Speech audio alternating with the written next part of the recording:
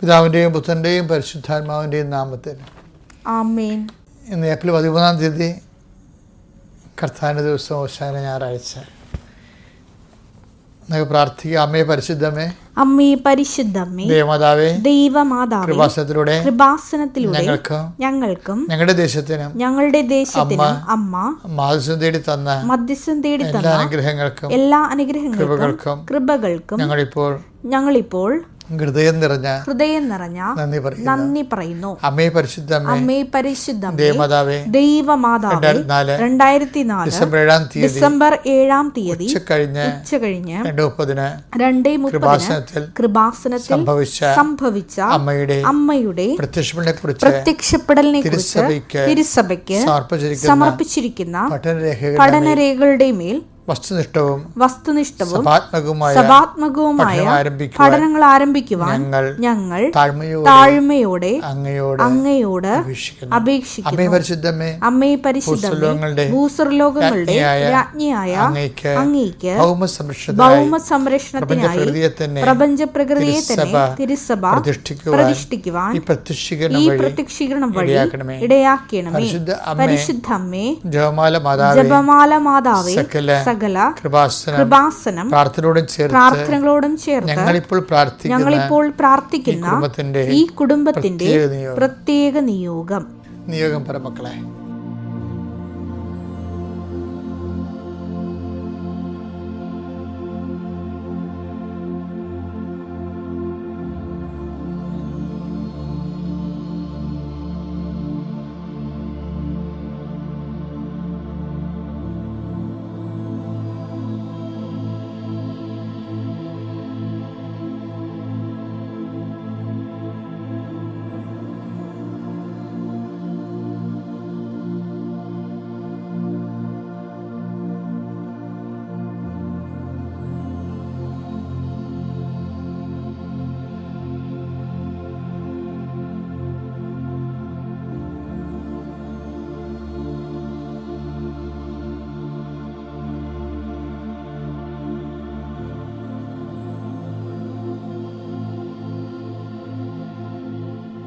അമ്മയുടെ പ്രത്യക്ഷീകരണത്തിന്റെ ഈ അനുഗ്രഹവേളയിൽ ഞങ്ങൾക്ക് സാധിച്ചു തരുവാൻ കനിയണമേ. വിശ്വാസ പ്രമാണം.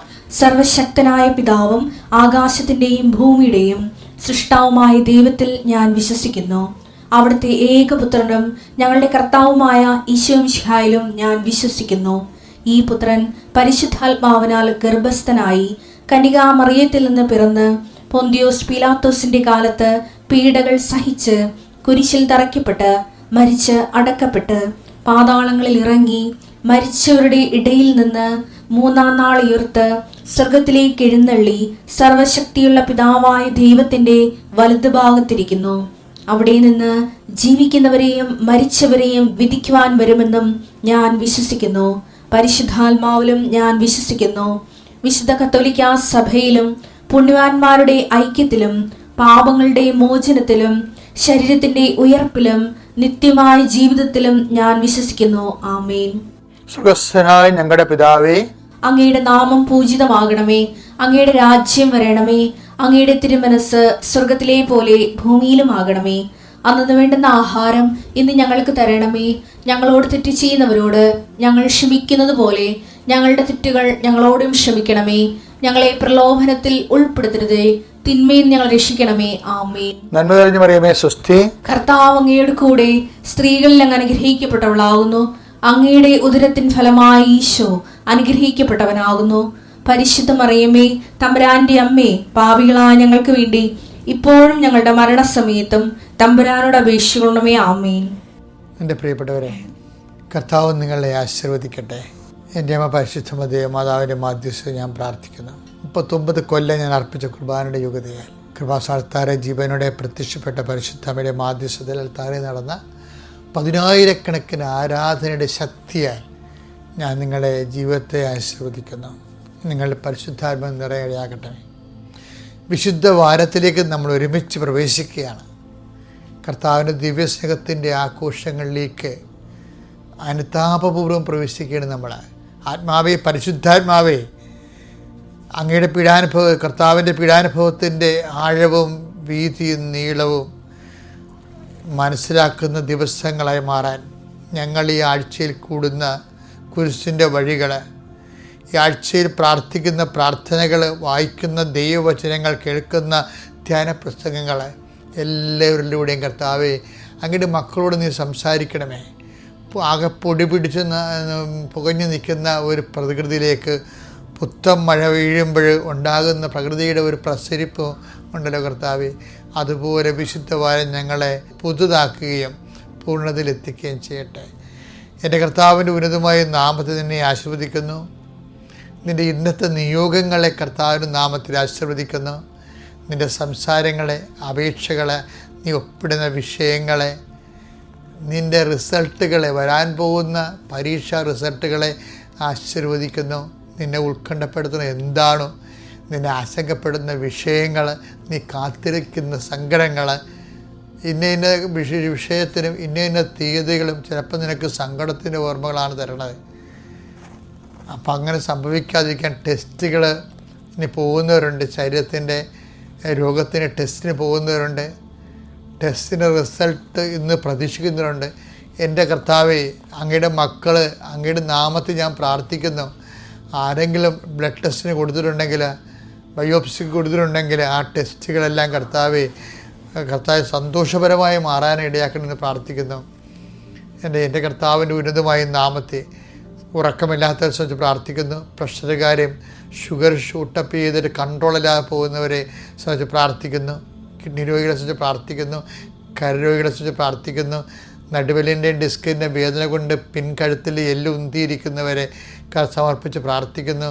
കണ്ണിന് കാഴ്ച കുറവുള്ളവരെ സംബന്ധിച്ച് പ്രാർത്ഥിക്കുന്നു. മൂക്കിന് ദശ വളരുന്നവരെയും കർണത്തിൽ ഒലിപ്പുള്ളവരെയും സംബന്ധിച്ച് പ്രാർത്ഥിക്കുന്നു. വായിൽ കേടുള്ളവരെ സംബന്ധിച്ച് പ്രാർത്ഥിക്കുന്നു. ഉച്ചമുറുള്ളം കാലുവരെ കർത്താവിൻ്റെ രക്തം പടരട്ടെ. എൻ്റെ കർത്താവിൻ്റെ ഉന്നതമായ നാമത്തിൽ സഭയുടെ അധികാരത്തെക്കുറിച്ചിൻ്റെ അടയാളത്തിൽ ദൈവശക്തിയാൽ നീ ഇന്ന് അനുഗ്രഹിക്കപ്പെടുകയും നീ ഈ ദിവസം നിനക്ക് അനുഗ്രഹമാവുകയും ചെയ്യട്ടെ. എൻ്റെ പ്രിയപ്പെട്ടവരെ, ഇന്ന് അവസാന ഞായറാഴ്ചയാണ്. കർത്താവ് ജനലക്ഷങ്ങളുടെ അകമ്പടിയോടുകൂടി ജെറുസലേം ദേവാലയത്തിൽ വിജയശ്രീലാളിതനായി പ്രവേശിക്കുന്ന ഭയങ്കര ട്രയംബൻ്റ് ആൻഡ് മാഗ്നിഫിഷ്യൻ്റ് ഡേ. അത് നൽകുന്ന ഒരു താക്കീതുണ്ട്.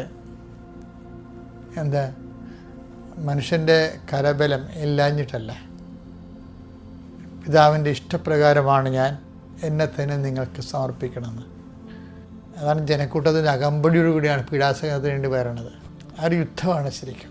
യുദ്ധം ആരംഭിക്കുക എന്ന അർത്ഥം. യുദ്ധം ആരംഭിക്കുന്ന മുമ്പ് അതിനെക്കുറിച്ച് പറയുന്നുണ്ട്. ശത്രുവിനെ ഐഡൻറ്റിഫൈ ചെയ്യുന്നുണ്ട്. ജെറുസലേം പ്രവാസികന്മാരെ കൊല്ലുകയും നിന്നിലേക്ക് അയക്കുന്നവരെ കല്ലെറുകയും ചെയ്യുന്നവളെ, പിട്ടക്കോഴി തൻ്റെ കുഞ്ഞിനെ അതിൻ്റെ ചിറകിൻ്റെ കീഴിൽ ഒതുക്കുന്ന പോലെ എത്ര കാലം ഞാൻ നിന്നെ സംരക്ഷിക്കാൻ വേണ്ടി ആഗ്രഹിച്ചു. നിന്നെ രക്ഷിക്കാൻ വന്ന് എന്നെ പുറന്തള്ളുമ്പോൾ ഇപ്സോഫാത്ത് ബൈ നോ മീൻസ് നീ നിന്നെ തന്നെ പുറന്തള്ളണത്. അതുകൊണ്ടാണ് നിൻ്റെ സന്ദർശന സമയം നീ അറിഞ്ഞില്ലെന്ന് പറയുന്നത്. ക്രിസ്തുവിനെ അറിയുക എന്ന് വെച്ച് കഴിഞ്ഞാൽ ക്രിസ്തു നമ്മുടെ ജീവിതത്തിൽ സന്ദർശിക്കുന്ന സമയത്തെ അറിയുന്നതിന് അർത്ഥം. ലൂക്ക 19:43-44. ശത്രുക്കൾ നിനക്ക് ചുറ്റും പാളയമടിച്ച് നിന്നെ വളയുകയും എല്ലാ ഭാഗത്തും നിന്ന് നിന്നെ ഞെരുക്കുകയും ചെയ്യുന്ന ദിവസങ്ങൾ വരും. നിന്നെയും നിന്റെ മക്കളെയും നശിപ്പിക്കുകയും നിന്നിൽ കല്ലിന്മേൽ കല്ല് ശേഷിപ്പിക്കാതിരിക്കുകയും ചെയ്യും. എന്തെന്നാൽ നിന്റെ സന്ദർശന ദിനം നീ അറിഞ്ഞില്ല. ഇപ്പം ക്രിസ്തു എന്ന് പറയുമ്പോൾ നമ്മുടെ ജീവിതത്തിലേക്ക് വരുമ്പോൾ ആ വരവ് ഒരു സഹനത്തിൻ്റെ സാഹചര്യവും ഒരു സഹനത്തിൻ്റെ ഒരു സുഗന്ധം വരും. എന്ന് വെച്ച് കഴിഞ്ഞാൽ നമുക്ക് സംഭവിച്ചുകൊണ്ടിരിക്കുന്ന കാര്യങ്ങളൊക്കെ പന്തിയില്ലാത്ത കാര്യങ്ങളായിരിക്കും. പക്ഷേ നല്ല ബോധമുള്ളവൻ കർത്താവിൻ്റെ അനന്തമായ സാധ്യതയാണ് എൻ്റെ ജീവിതത്തിൽ ബലം പ്രാപിക്കാൻ പോകുന്നതെന്ന് വിചാരിച്ചുകൊണ്ട് സങ്കടങ്ങൾ, ക്രിസ്തുവിൻ്റെ സന്ദർശനങ്ങൾ പലപ്പോഴും നമ്മുടെ സങ്കട സമയത്തായിരിക്കും. പലരും ക്രിസ്തുവിനെ തിരിച്ചറിയുന്നത് സങ്കടം കൊണ്ടല്ലേ, സന്തോഷം കൊണ്ടാണ്. സന്തോഷം കൊണ്ട് ക്രിസ്തുവിനെ തിരിച്ചറിഞ്ഞ ആരെങ്കിലും ഇന്നുവരെ ഞാൻ കണ്ടിട്ടില്ലേ. എല്ലാവരും ക്രിസ്തുവിനെ തിരിച്ചറിഞ്ഞിരിക്കുന്നത് സങ്കടം കൊണ്ടാണ്, സങ്കടകാലത്താണ്. ഈ സങ്കടകാലം തന്നെയാണ് ഈ 1944 പറയുന്ന സന്ദർശനകാലം. സന്ദർശനകാലം തന്നെയാണ് സാധ്യതാകാലം.